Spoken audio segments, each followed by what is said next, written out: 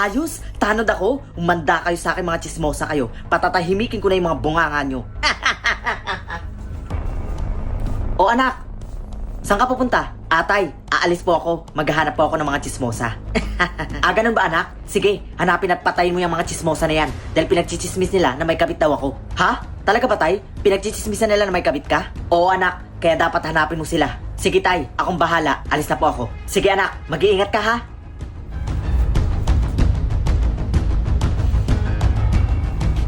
Oo, sinabi sa amin ni Aling Marites na si Raul daw ay may kabit. Eh di ba loyal si Raul sa asawa niya? Tapos may anak na sila. Eh bakit naganap pa siya ng iba?